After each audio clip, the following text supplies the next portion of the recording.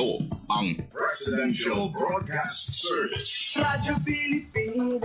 Radyo Publiko ng Bagong Pilipinas para sa Bagong Pilipino.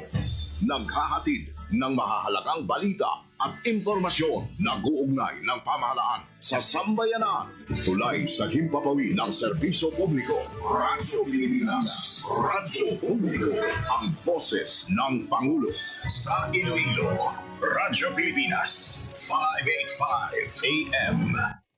Radyo Pilipinas, alas 2:08 sa hapon. Mga labing ulihing nga hitabo, hibaluon, mga hangkat at tubangon, mga bagay nga importante, aton ginahalungan, aton ginabantayan. Ululupod kita sa Bantay Banwa, Bantay Banwa. Ang programa nga magatulong sa inyo sang labing ulihing nga balita, mga panugyan o kampanya para sa kayuhan sang tanan. Ikaw, ako, kita, Bantay Banwa. Mayong hapon Western Visayas, mayong hapon syudad kag probinsya sang Iloilo. Welcome sa pagpangalagad sang programa Bantay Banwa.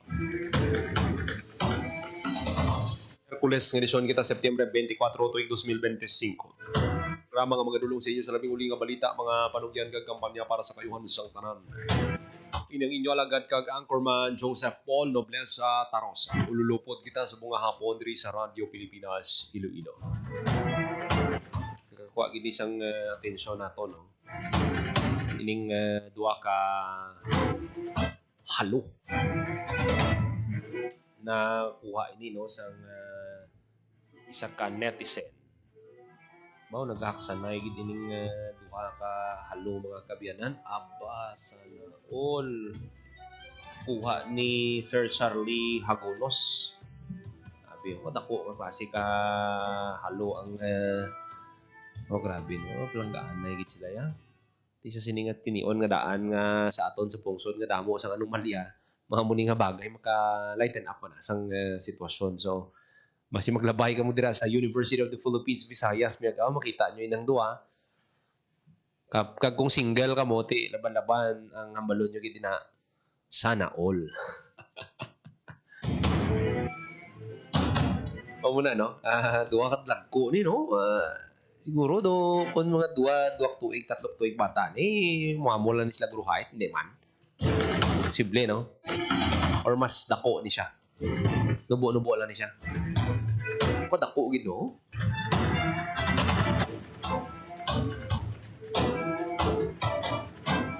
Mga kaibigan sa aton nga pagpangalagad diri sa programa.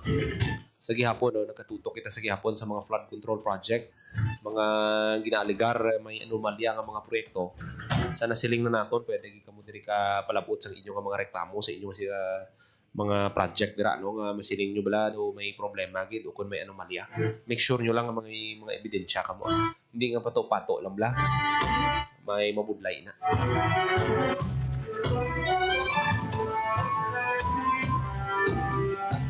Ginakasubo taman no nga ibalita nga may isa ka estudyante sa Pasig City nag-suicide mga kabyanan. So ano lang no,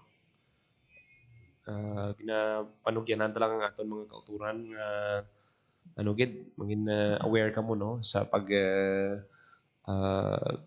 pahibalo sa inyo nga mga kauturan, labi na may mga siling tabla, may mga ginabatsak nga daan, may mga challenges na nga ginagyan sa ilang pangabuhi. So muna ang isa ka bata, isa ka estudyante masubo kay ti sa sulod mismo sang simbahan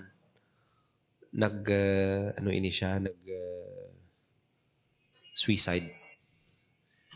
Subuan gi kita sa mga muni nga klase balita sang nagligad may ara man kita nakuha ang information diri man sa area sang Gimaras, may ara man naghikog. Muna nga kung may kung may problema kamo bala, hindi gid kamo mag-hesitate nga magpangita sang tawo nga mamati sa inyo. Ready mamati sa inyo kung may problema ka mo. Kasi may ara gid abi nga mga kilala mo nga sugidan mo sang problema mo ay gana mamati. Way sang interes.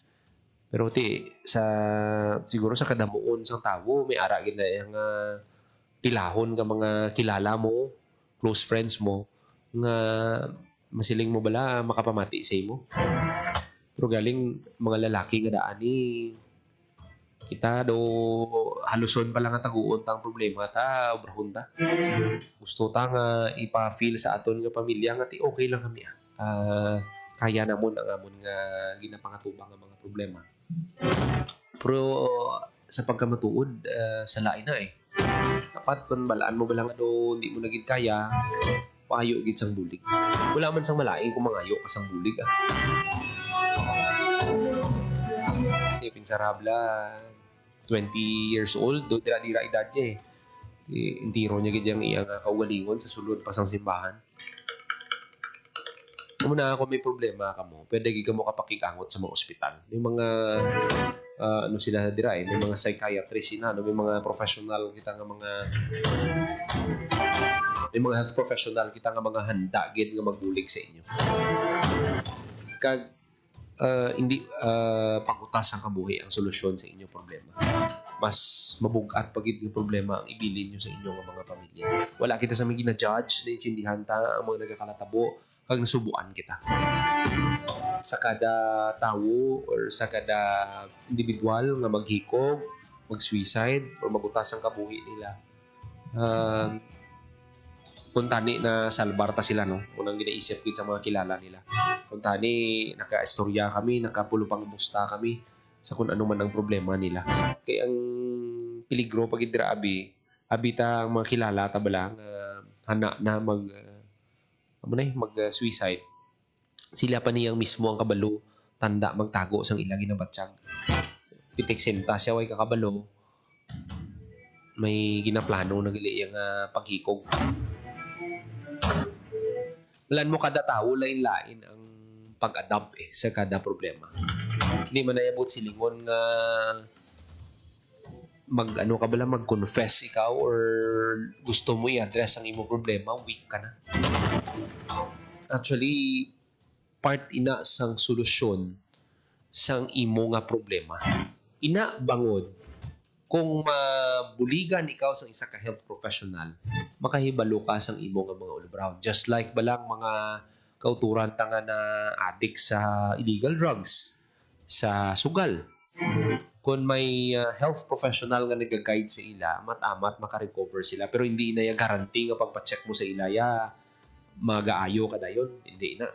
May mga ginatawag kita nga relapse na na-rehab ikaw or nagsik ikaw sa professional help pero nagabalik ka gyapon sa imo nga nakaandan. May mga pila kita nga mga kilala nga way na gidya na postman kay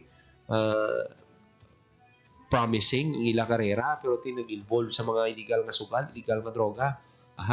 Why na? So muna nga kanugon bata pa. 20 years old pa lang tong bata.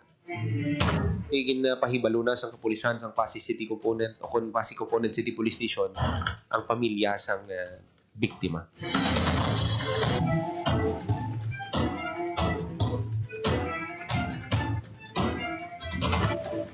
Ginmangkot naton gani ang PIO sang Pasig City Police Station kung ano ang ginbutang sang biktima sa note. Yung note niya para sa pamilya niya. Bawa na kubos na tughan sang mga pamilya nila sini. Mga himata nila sini. Muna sa liwat sa mga kauturan tang feeling nyo balado, down ka mo, hindi nyo na masarangan ang inyong problema, panghita ka mo sang health professional nga makabulig sa inyo or someone nga handa lang mamati sa inyo. Hindi nga i-judge ka mo tungod sa inyong mga problema. Kay critical man makabulig ka mo sa insakto. Kay kung ang tao nga istoryahan nyo, makatrigger pa sa inyo nga ginaplano. May mga amo na Siyempre, yung iba, hindi na kansindi pagambal mo sa problema mo, naano kay mo diba, kigan mo pa. Diba? Pero kung ang isa ka tao, para naman sa mga nagapamati, kung kamo naman ang ginpautosan sa problema, pamati lang kamo. Pamati kamo, kag kung isang ganin, hindi ka na maghatag advice, pamati ka lang gidya. Naku na ng abakay. Hindi 17 minutos makaligad sa takna ng alas 2 sa hapon. This time magakuha kita sa report sa Iloilo City Hall. Magakuha kita sa update sa session higin patigayon kay ina with Janelle Baclay. Radyo Pilipinas, report. Nel, mayong hapon. All nagakadapat lang nga mayara sing koordinasyon na pagpatuman sa mga proyekto sa national government sa LGU o kung lokal nga panguluhan. Ini ang ginpayag ni City Councilor Rex Sarabia sa iya siniyang ordinansa nga ginduso kay na sa sesyon sa City Council sa diin suno kay Councilor Sarabia nga magaduso siya sa ordinansa nga diin requirement ang pagkuha ng coordination certificate sa LGU sa pagpatuman sa mga proyekto labi na sa infrastruktura. Pagi sinisuno sa konsyal, mapasiguro nga nagasanto sa plano sang syudad ang mga proyekto kag makakuha sang feedback bago ini masuguran. Base sa serye nga sang ginpatawag nga Quad Committee hearing sa naliligad ng mga binulan na diskubrihan suno kay Sarabia nga may mga proyekto nga natalupang dan wala sang permits apang naumpisahan ang konstruksyon kag sa ginaduso nga ordinansa sini ginaobligar sa ang mga national government agencies sa pag-secure sa coordination certificate bilang requirement sa konstruksyon sa proyekto, especially kung iniiya ang pagasuguran.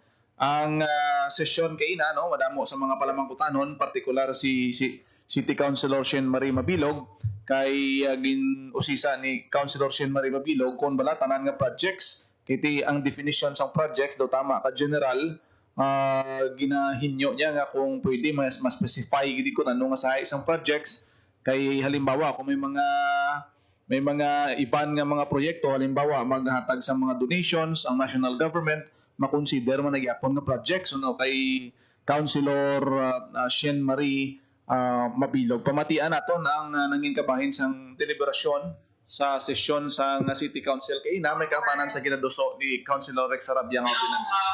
Just to be honest, just to determine the philosophy of my own colleague. What happens in the national government, three times to implement whatever program they wish, they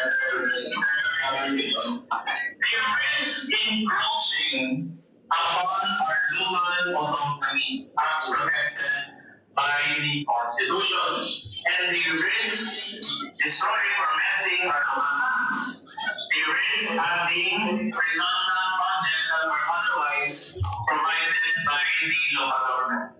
Kaya masang dimension doon sa committee hearing, may mga budget na ibotan sa doon ang yata,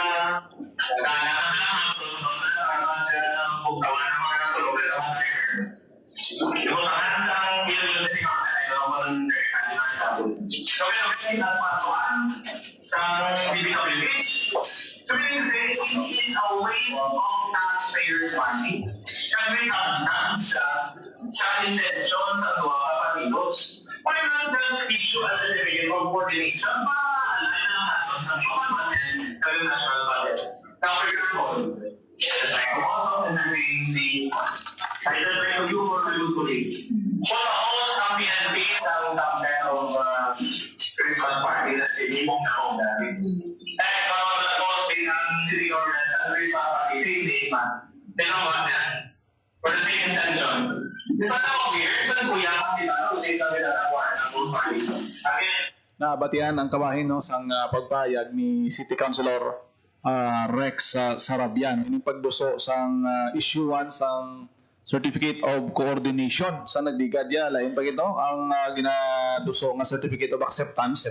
Ariya ginaduso sa City Council ang Certificate of Coordination nga ti ini siya iya pananglit nga maaprubahan ini siya iga-issue bago umpisahan ang proyekto. So kung wala na, kung wala ini hindi makaproceed ang projects no kay ti ang ginadaso dili sang konsyal nga mayara sing coordination no mayara sing feedbacking anay hindi nga implementar lang kamo da wala ka balo o kung mabaton na lang sang proyekto ang isa ka lugar although nga national funded project siya mas maayo gid nga mayara sing sang consultation nga ano nel kortesiya. Oo, so kay ti sa nagligad na talupang dan nga ti kay kung nga national funded project siya medyo ulihin ang permits ginaumpisahan ang proyekto no mo sina ang purpose nga mayara sing certificate of coordination suno kay Councilor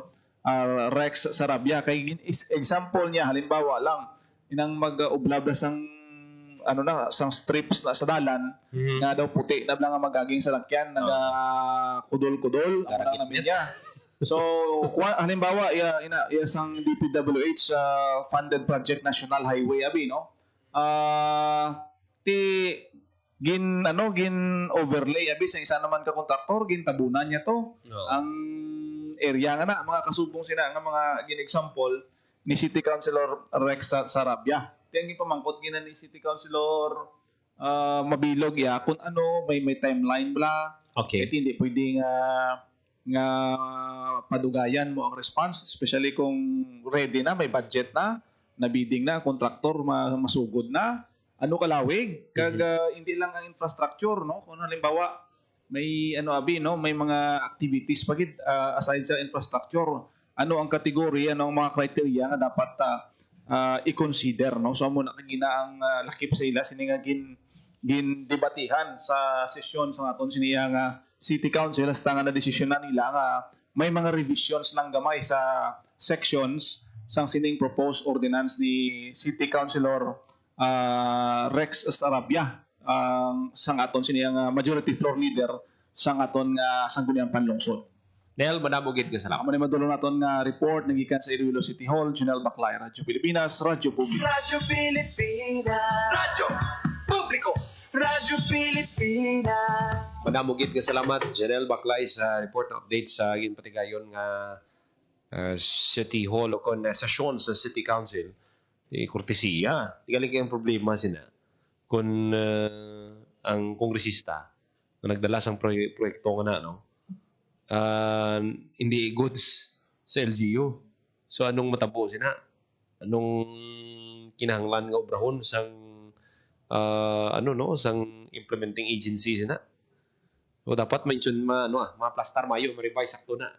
Para nga hindi man maapektuhan ng mga pumuluyo. Kasi siyempre kung wala sang pag-intindihan ay ang gakatabo gid sina yan ang kaluluoy gid ang mga pumuluyo just like sa nagkakatabo subong sa flood control project idugang ko lang inino kay doon makailinit ini nga hitabo nga imagine ilabot sa 5 billion pesos ang balor sang hindi lang isa ni 4 ka helicopter ni Ako Bicol Representative Congressman Saldico. Radyo Pilipinas. Radyo Publiko. Radyo Pilipinas. Ang pamangkot sa mga netizen san o mapuli si Saldico. Radyo Pilipinas. Radyo Publiko. Radyo Pilipinas. May isa pagit ka nagapamangkot, mapuli pabala si Saldico. Radyo Pilipinas. Radyo Publiko. Radyo Pilipinas. Pinsarahan nyo pala, 5 ka bilyon nga pondo.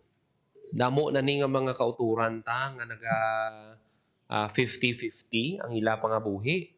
Damo na nga mga kauturan ta ang nakabenepisyo sa mga programa sa Department of Public Works and Highways, Evacuation Center, Regional Evacuation Center, timely gid na subong kay damo kadaan sang bagyo diri sa aton. Radyo Pilipinas. Radyo. Pero tingin na pa-freeze, nag-request si DPWH Secretary Vince Dizon sa AMLA na i-freeze ang air assets ni Saldico. Radyo Pilipinas. Radyo Publiko. Ang pamangkot mapuli pabala si Saldico kung nagapanago na ni siya sa saya ni Radyo Pilipinas. Abi, pakta nyo kung sino, Abi. Publiko. Radyo Pilipinas. Kahuluya, no? Kung ikaw ning himata ni Saldico, ni Guro, do malumos ka Guro sa kahuya, no? Radyo Pilipinas. Ang mga nagakatabo, subong, na korupsyon sa pusod natin. Radyo Pilipinas. Balikan tayo na, no? Pila ka mga update sa flood control project. Magkakuha kita sang report sa bahin sang Pasig City. Sa 60 ka estudyante sa Pasig City College nagbaton sang tertiary education subsidy Unta ang balita ni Marian Grace Ereniata. Radyo Pilipinas, report. Yan, Mayo. Paul, mayong hapon nagbaton ang 60 ka estudyante sa Pasig City College o kung PCC sa educational subsidy sa idalom ini sa tertiary education subsidy o contest para sa academic year 2024 to 2025. Ginpangunahan ni City Mayor Stephen Palmares ang pag-award ng test grant.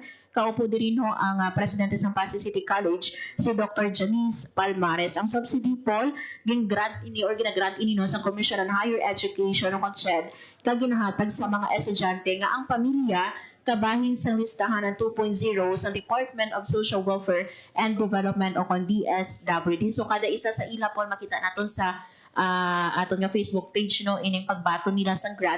Kada isa sa ila nagbaton ini sa tig 10,000 pesos. So ang test program, Paul, sa Pasig City College halin pa ini sang tuig 2018 kag nagahatag ini no sa suporta sa mga estudyante kaduha ka beses sa kada school year sa idalom sang Unified Student Financial Assistance System for Tertiary Education o UNIFAS nga nagakomplement man sa free tuition program sa mga estudyante sa Pasig City College, Paul. Nami, no? Kada school year o kung academic year, makabaton sila 20,000. So, kung libre ng ilang tuition, mga pangbalon nila, mga libro, mga ibang pag nila kinanglanon sa pag-eskwela, makasapin-sapin yan. Yes, correct na, Paul, no? For example, Abi, ang ilang plete sa ilang pagto sa hadin sa balay, pagto sa ilang eskwelahan, laki man dira ang pagkaon nila, Paul, sa ilang pag-eskwela, kag ara man dira, Paul, ang ilang plastusan sa mga pa-xerox or photocopy nila, Paul, kag sa ibang pagin nila nga mga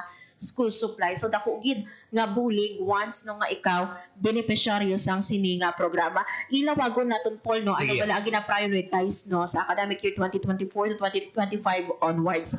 Lakip diri, Paul, no, nga ang mga estudyante dapat ara sa updated listahanan for tanan nga SUCs, LUCs kag private HEIs, laki pa diri, Paul, no, ang mga estudyante nga include sa Pantawid Pamilyang Pilipino program kag ang iba, no, ang remaining slots pagid naton dapat allocated ini sa mga maimol nga estudyante sa mga private higher education institution with no SUC o kon LUC o kon PNSL nga wala na include sa first and second prioritization category. So amo ini siya ang gina-prioritize naton sa siniman nga programa. Yan, may luyag lang kita nga ipamangkot ang ining mga beneficiaries, may dapat sila nga i-maintain abi nga average nga grade abi para ma-sustain ang subsidy. Yes. Ang ating report, no, gina-verify na to kung kinahanglan ni ara sa maintaining grades. Kiti ni iban kita nga mga scholarship nga ti kinahanglan sa maintaining grades ang ilang jiwa. Pero sa test, Paul, i-verify nato, no, kung need sang maintaining grades for this, no, para nga ti padayon sila nga mangin beneficiaryo. So sa sini, Paul, sa UNIFAS nato or CHED UNIFAS, yes, kinahanglan, Paul, nga mi ara sang maintaining nga certain academic and eligibility requirements para nga magpadayon sila bilang CHED or bilang test beneficiary naton, Paul. Para nga ti ma-sustain nilang ilang grades kag ti hindi man sila mag-abot sa punto nga ti okay na ko okay na ko sa amo nga grade, kumaga makontento na lang sila bala sa grade nga ti kung may maintaining average sila nga kinalagas. Mag-aspire pagit sila for excellence. Yes, correct ina, Paul, no, kiti ang ginapili naton sa mga scholarship those nga mga deserving, mga wala sang ikasarang nga mag-eskwela pero deserving, no, mataas ang ilang grades. Kag syempre kung ikaw, Paul, isa man ka beneficiary, no, sa scholarship, ikaw do mahuya ka man nga nga grade ang ipakita mo do. Syempre ikaw estudyante mahuya man or kumbaga mahambal ka man nga ay deserve ko ba na ini scholarship. So that's why, no, sa aton nga mga estudyante dira nga ti dapat halungan gid, Paul, kung ano man ang ilang nga mga scholarship grant dira, no, kay ti madamo sang gusto tani nga mangin kwalipikado or beneficiaryo pero sila ang napilian. Yan, nakita naton si Mayor Stephen Palmares, no, pud sa mga beneficiaries, anong iyang mensahe sa sining mga beneficiaryo? Yes, ang sa masami niya ni Paul nga ginahatag no nga mensahe sa mga estudyante nato, no, bisan sa diin nga speech amo nga magtuon sang maayo.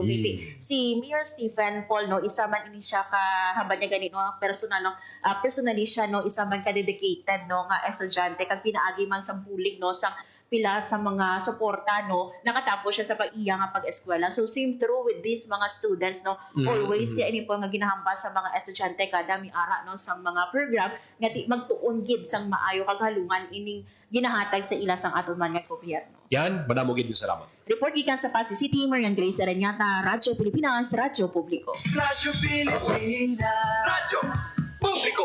Radyo Pilipinas. Madamo gid nga salamat Marian Grace Aranieta sa report. So nami gid dako gid ini nga bulig sa mga estudyante 10,000 kada semester. Di miserable. Ang iba ni nga mga kauturan ta nga ti kulang isla pambalon makapian-pian ini makabulig gid ini sa ilang nga mga pamilya nga nagatrabaho. Radyo Pilipinas. Radyo Publiko. Radyo Pilipinas.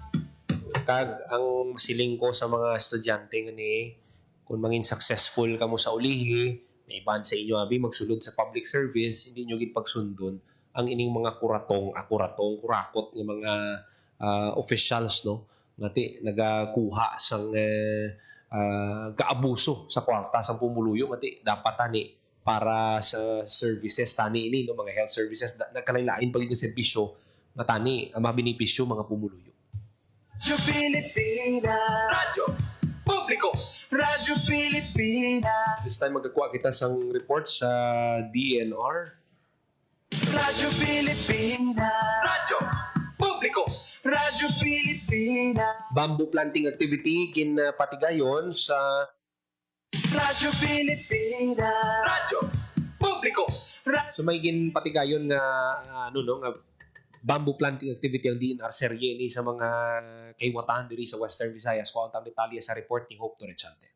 Radyo Pilipinas. Radyo Pilipinas. Report.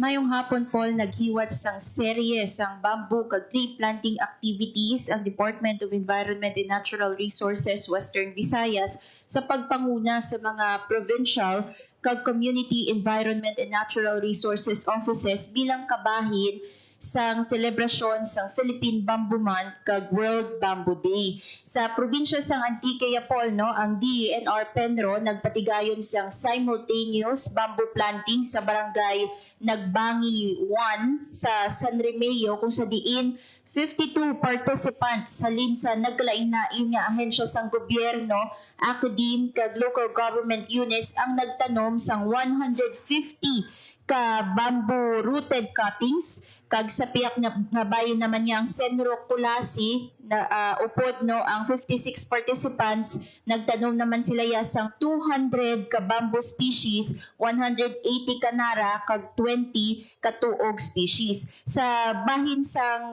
Guimaras Province ginpatigayon ang tree planting activity sa barangay Milian sa Banwasang Sibunag kung sa diin 22 participants ang nagtanom, no? 22 volunteers ang nag-upod sa sining tree planting activity kag 160 seedlings ang nagkalain-laing nga fruit trees kag kawayan tinik sa sulod sang Enhanced National Greening Program site. Sa bayan naman niya sang Negros Occidental may ara man sang ginhiwat nga selebrasyon no sang World Bamboo Day sa Banwasang or sa Kawayan kung sa diin 38 participants halin sa Philippine Army, Central Philippines State University kag local community groups ang nagtanom sang 100 ka kawayan bayog stocks. Ang Senro Cadiz may nga nakapagkig-angot no sa Minapasok Small Water Irrigation System Association kung nagapamati nga itong mga tagpalamati sa usapang agrikultura, hindi na niliwan no, ang Minapasok Small Water Irrigation System Association kaya recipient man sila sa Department of Agriculture ng mga interventions. Meanwhile, sa DNR, kabahin sila no, sa tree growing activity or bamboo planting activity kung sa diin nagtanom no, sang 50 ka bamboo propagules kung giant bamboo kag kawayan tinik sa barangay Minapasok sa Calatrava. Sa bayan naman niya sang DENR Penro Negros Occidental si Penro OIC Forester Catherine Balasa kag si Mount Canlaon Natural Park Superintendent Forester Philip Lechoncito nagpangunaman no sa pagtanom sang 30 kastak sang kawayan sa sulod sang Mount Canlaon Natural Park. So dire nato nakita Paul no nga sunod-sunod or series ang mga bamboo planting activity ang ginpangunahan sa naglain-lain ng mga opisina sa DNR sa Western Visayas. Ano ang katuyuan na hope no nga bamboo ang fokusan sa aton nga mga katapo sa DNR?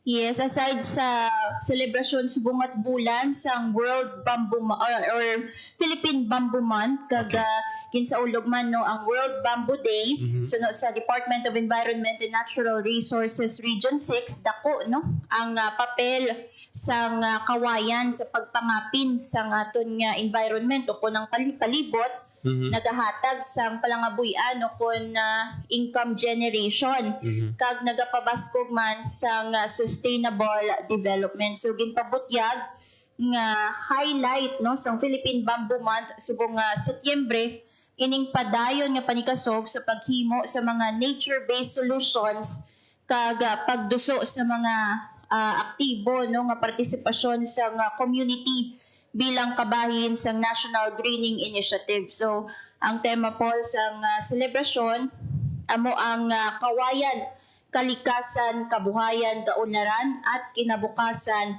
para sa bagong Pilipinas. Hope madamog ka salamat. Para sa bagong Pilipinas, Hope Trichante, Radyo Pilipinas, Radyo Publiko. Radyo Pilipinas. Radyo Publiko. Radyo Pilipinas. Madamog ka salamat. Hope Trichante sa report sa sining bamboo planting activity nga ginapatikayon sa Department of Environment and Natural Resources. Radyo Pilipinas. Radyo Publiko. Radyo Pilipinas. So, yung to, no? Pinaka mga updates nga nakuha naton from Iloilo City Hall, Pasig City, kag Department of Environment and Natural Resources. Ang dugang pagiging mga balita at patpato naton sa pagbalik sa programa Bantay Banwa.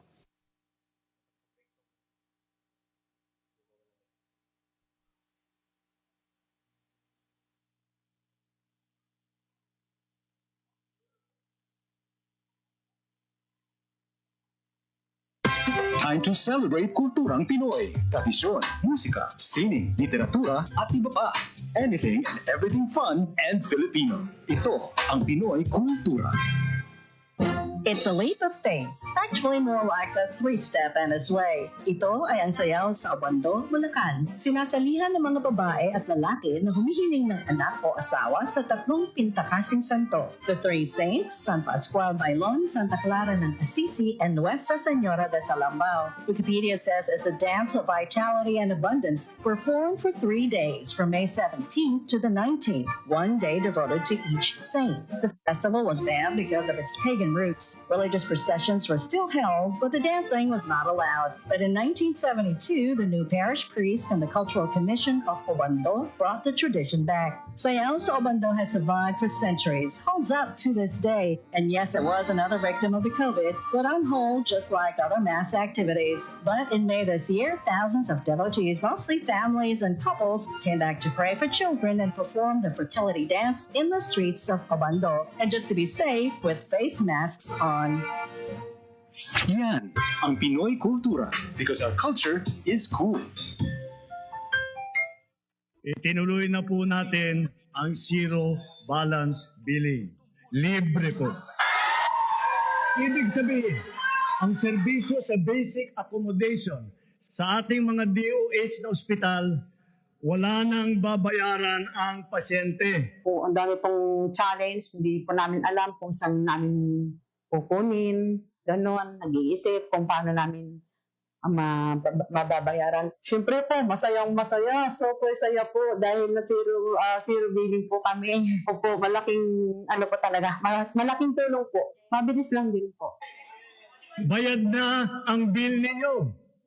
Uulitin ko, wala nang kailangan bayaran ng pasyente basta sa DOH Hospital dahil bayad na po ang bill ninyo. Naiyak ako kasi sobrang saya. Maraming salamat po, Mr. President Bongbong Marcos Jr. Hindi kami nagkamali ng taong hinalal. Hatid ay balita, impormasyon at sari-saring kaalaman tungkol sa sektor ng agrikultura sa ating bayan. Usapang Agrikultura kasama ang Department of Agriculture. Alamin ang mga hakbang ng administrasyon para mas mapaunlad pa ang iba't ibang industriyang agrikultural at pakinggan ang mga proyektong handog sa mamamayan upang mapalago ang kanilang mga kabuhayan. Usapang Agrikultura, Lunes hanggang Biyernes, alas 5 ng umaga, dito lang sa Radyo Pilipinas. Uy, Julie! Kamusta ng video ni Elma? Parang tulalang-tulala ka dyan. Hindi, tulungan mo ako. Akala ko tita mo yun. Sumama naman ako. Tapos sarap niya ako. Anong gagawin ko? Ano? Pumunta sa inyong barangay o Police Women's Desk o sa DSWD na may serbisyo para sa mga biktima ng rape. Ang rape ay labag sa human rights at ng anti-rape law. May obligasyon ako. Ikaw. Tayong lahat. And vow now. It's our duty. Ang paalalang ito ay hatid sa inyo ng Philippine Commission on Women at ng himpilang ito. Time to celebrate kulturang Pinoy. Tradisyon, musika, sining, literatura at iba pa. Anything and everything fun and Filipino. Ito ang Pinoy Kultura. Nowadays, to see something, all you need are a few keystrokes and you got it. But as we all know, nothing beats seeing sights in person, especially if it's all under one roof, like our own National Museum of Fine Arts. The structure itself has a rich history, but that's for another time. Ang National Museum of Fine Arts ay matatagpuan sa siyudad ng Maynila. Dito makikita ang koleksyon ng mga obra maestra ng ating magagaling at tanyag na mga artist, tulad ng illustrators na sina Liborio Gatmonton at Larry Alcala. Naroroon din ang mga larawan na kuha ng iba't ibang magagaling na Pilipino photographers. And of course, the treasured works of legendary artists like the Spolarium and the Parisian Life by Juan Luna, La Iglesia contra el Estado ni Felix Hidalgo, The Filipino Struggles Through History ni Botong Francisco, Mga Manok and Farmers, both by Vicente Manansala, and so many more. Get immersed in our beautiful culture of arts by visiting the National Museum of Fine Arts today. Yan ang Pinoy Kultura because our culture is cool.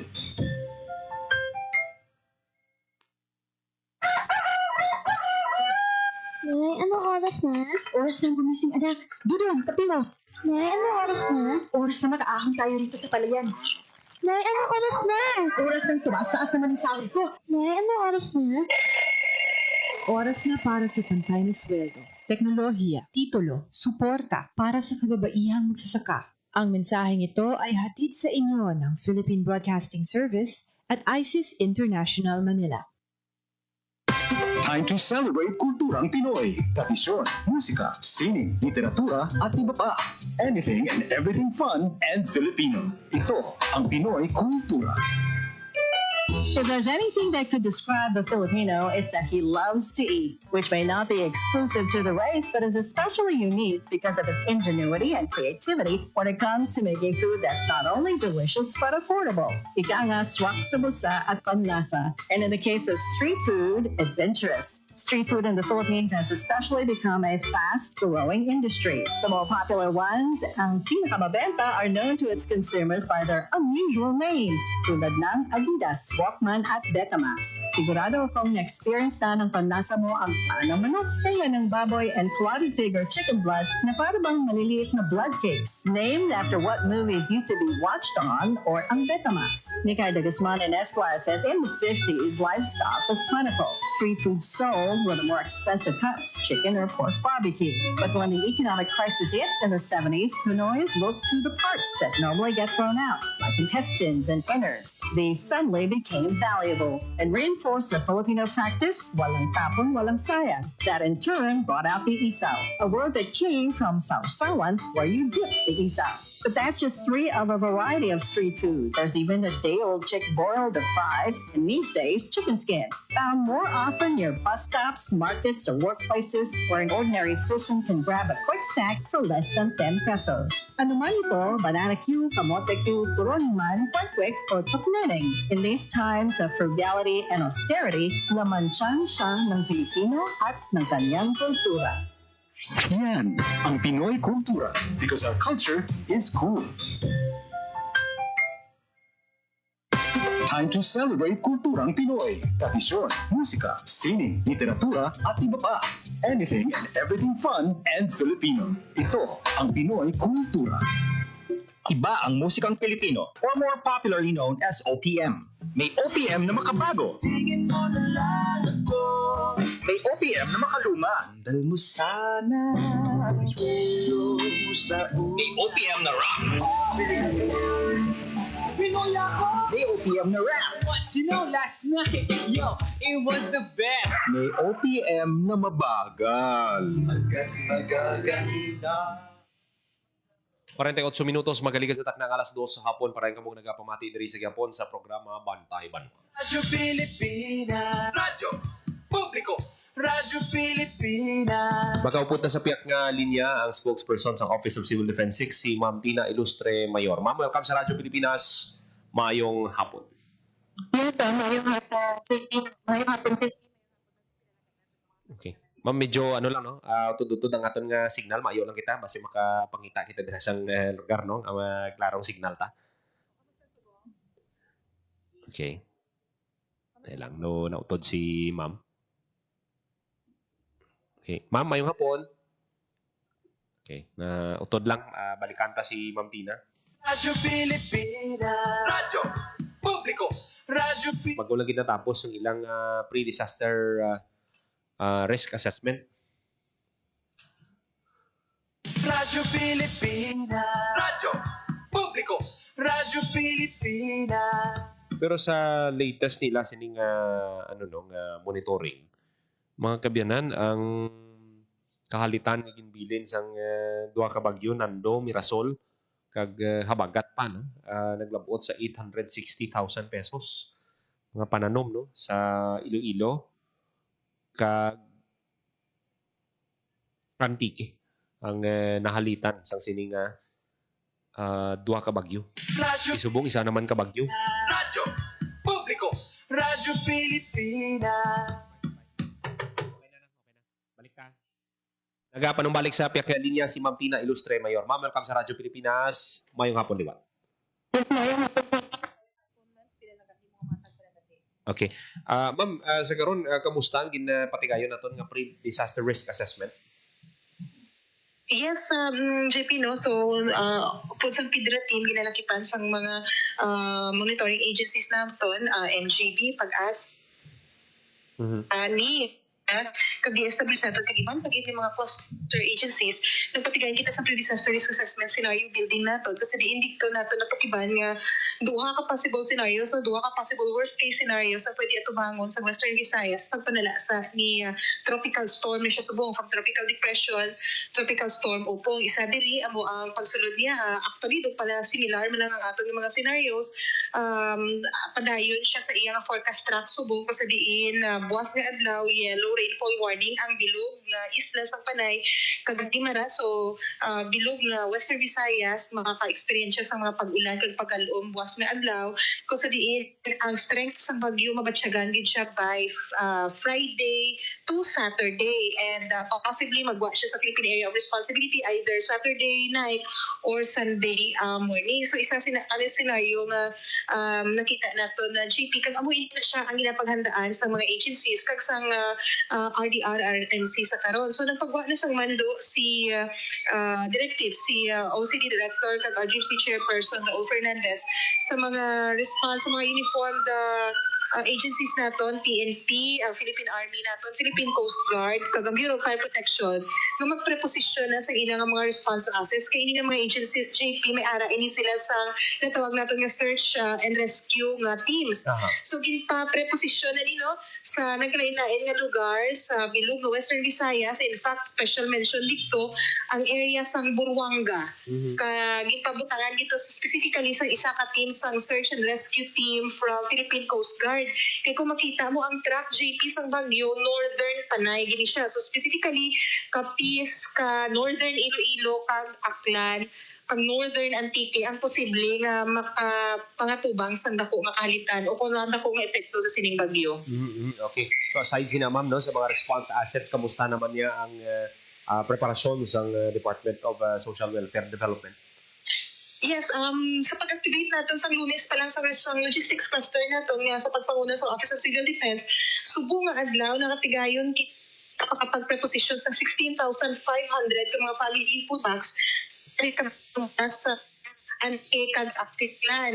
Ginbuligan ini halin ini siya sa warehouse ng DSWD dito sa kaginaan pa, nag-deploy kita sa mga truck halin sa DPWH, sa 6 paso, no, sa forward service unit sa Philippine Army, sa PNP. So dako ginapasalamat nato sa tatlo sini ka agencies sa sila pirmi ang panguna sa logistics sa cluster naton, kaupod man sa mga haulers naton, manpower naton from Philippine Coast Guard, sila ang nanghakot sa mga family food packs gikarga sa trucks kagin biyahe pakadto sa San Remigio, Barbasa, New Washington, Ibahay, kag Buruanga dito naman yan sa Aklan. So ongoing subong ang pagbiyahe nila and we expect na by tomorrow matatapos ini siya ang pagpanghakot naton na sa mga family food packs naton. Na-mention mo, ma'am, no? Northern Iloilo, ang Aklan, Antique, ang Capiz, maapektuhan man, ma'am? Capiz, yes. Oo. Northern Antique, Capiz, Aklan, and Northern Iloilo. Ang ginis lang mga areas na gina-project natin nga maapektuhan. Kaya may ara na term ang pag-asa ang cone of uncertainty. Kung makita mo ang forecast track as of 2 p.m. sa Bagyo John Paul, ang agi niya similar sa agi kung madumduman mo sa Bagyo Paing. Doon muna siya, similar to that, ang agi sang bagyo. So, ginabulbanta man naton nga ang mga apektado nga mga lugar is pareho man sa apektado nga lugar sang bagyo nga paing. Ang mo ina nga ang concentration sang deployment sa SRR teams naton kag sa preposition similar sa mga affected communities sang bagyo paing. So, that's Northern Capiz, Aklan, Northern Iloilo, and Northern Antique. Okay. Sa nakita naton, ma'am, kung ikumpara mo sa duha ka bagyo nga nag-agi, no, ang Nando kag Mirasol, mas kusog ini, mas kusog ang epekto sini sa aton diri sa area sang Panay. Yes, kay although strength-wise, mas kusog ang Nando, kay tinaka super typhoon, pero limited ang effect niya diri sa aton, kay gin-enhance niya lang ang southwest monsoon naton. Whereas, hindi naman niya ang tropical storm Upong, while hindi siya that baskog ang iyang hangin, kag ulan, as compared sa kay Nando, pero direct kita mo, ara kita sa sa kumaga madala pakita bala sa ikog niya. Okay. So may direct path kita yan nga malapit sa aton. So mas batyago naton ang epekto ni Upong compared sa kay Nando. Okay. So mayo na, ma'am, no? Sir Diaz now, Wednesday, magpulupang handa ng aton mga kauturan. Anong guidance ni Director Fernandez sa mga local DRRMCs naton, labi ng mga posible gid maapektuhan sang bagyo? As always, no, ang padayon natin yung ginapanugyan, hindi lamang sa mga local DRRM councils natin, kundi mismo man sa mga panimalay, especially sa pirmi ginabahaan, kag maka-experience sa mga pag-ulan, nga handa, gids, mismo sa inyo nga pamilya, handa na ka mga daan sa inyo nga mga emergency bags, kupito nyo gamit, pagkaon, bulong, tubig, kag iban pang mga importante nga papeles, kag by the time na maghambal ang otoridad ng local government units natin, kag ang councils natin nga mag-evacuate, hindi na kita magbae sa mga otoridad. Gilayon kita nga mag-evacuate, kag ibaluon natin ang mga ruta pakadto sa atin yung mga evacuation centers. And at the same time, always gid kita nga mag-monitor sa mga legitimate news sources kag sa mga authorized agencies para at least updated man kita sa movements ng bagyo kag kung anong mga preparasyon nga dapat naton ginahimo. Inaliwat naton legitimate news sources, hindi kita magpati-pati kag hindi kita magbulig sa pagpalatnag sa fake news para imalikawan man naton ang pagpanik sa iban nga mga communities. Okay. Madam, ogid ka salamat, Ma'am Tina Ilustre Mayor, ang spokesperson sa Office of Civil Defense, Western Visayas. Madamo man nga salamat, John Paul, kaga mayong hapon sa inyo tanan. Madamo salamat, Ma'am Tina Ilustre Mayor, ang spokesperson sa Office of Civil Defense, Western Visayas. So sa babaw-babaw gid, no, isang Panay, Northern Antique, Iloilo, Northern Iloilo, Capiz, Aklan, ang maapektuhan sa sining nga bagyo. Mas kusog si Nando, pero ara gigita ya sa sa kumbaga sa pag-explain ni Ma'am Tina sa ikog sang sining bagyo. Muna na nga ti mabatsagan dagid ang epekto mga Biyernes gid tubtob Sabado. So dapat subong may mga may mga preparasyon na ginahimo ang mga LGUs ta. Hindi ta na pagulaton nga magpreparar kita buwas or sa sunod pang adlaw sa Biyernes. Dapat subong pa lang kay may yellow alert na gani sa buwas sunod kay Ma'am Tina. Importante lang nga maghalong kita. Sure tagit nga nakandang atong mga emergency bags para nga hindi kita magka-problema in kaso nga magwaswas na ang ulan diri sa aton sa isla sang Panay. Sa gihapon kita diri sa Radyo Pilipinas, padayon kita nga maghahatag sa inyo sa mga labing ulihing nga mga updates. Para nga mapahibalo kamo no sa mga nagakatabo diri sa aton sa area sang Western Visayas pati ng Negros Occidental. Kita pila nakabagyo ni ang ginatutukan ta ginabantayan ang aton lang yang madulong naton ang balita kay impormasyon kag for evacuation, search and response handa kita nga mangin taytay sa sining mga kauturan ta nga posible maapektuhan kinahanglan mag-evacuate dumduman kung may isa gito bala ka bagyo ano gani nga bagyo tublan nga dumduman mo to sa uyungan lang nga nagubaanan amo to nga bagyo terrible gito yang halit sang waswas gitulan Dudua gito kadlaw yang paeng amo tong paeng no. Do amo tong paeng Hindi ko magsala nga nagubaang taytay sa uyungan bala sa Miagaw. Subong agyan man siya pero patapos naman ang project kag pailayo lang waswas naman ang ulan. Northern Iloilo, Antique, Capiz, kag Aklan. Amo nang maapektuhan pero ang probinsya sang Guimaras may tabon man pero di mo na pwede masiasing balod kung magtabok kamo expect nyo may mga plano na kamo dapat subong expect nyo nga base may mga suspension sang trip so dapat pangitaan na kamo sa tulugan diri sa syudad kinahanglan nyo lang let's say may klase kamo or may mga importante kamo nga transaksyon subong pa lang preparar na kamo para nga hindi kamo magsala-sala. Hindi nga pag-abot sa adlaw yang mabiyahe ka mo or kinanglan yung magbiyahe kasi wala hindi ka mo ka padayon hindi madayon kasi na-suspend ang trip so as early as now may plano na kamo para nga kung magbahasko giman ang bagyo makabalo na kita sa mga dapat naton nga himuon.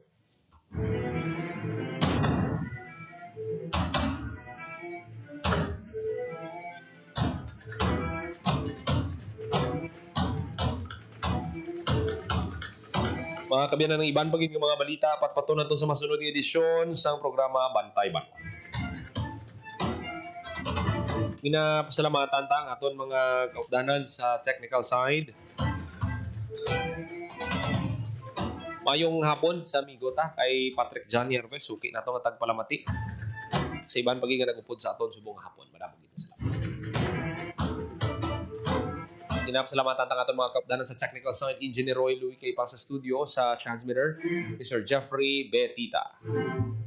Kag luyag taman nga i-congratulate amon nga acting station manager si Mambing Pabiona. Si Mambing na promote na bilang broadcast production supervisor. So congratulations again, ma'am.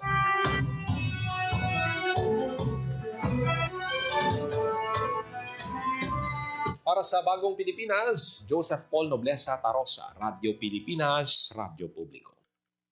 Ang inyong tulay sa himpapawid ng serbisyo publiko, ang Presidential Broadcast Service, Radyo Pilipinas, Radyo Publiko. Radyo Pilipinas.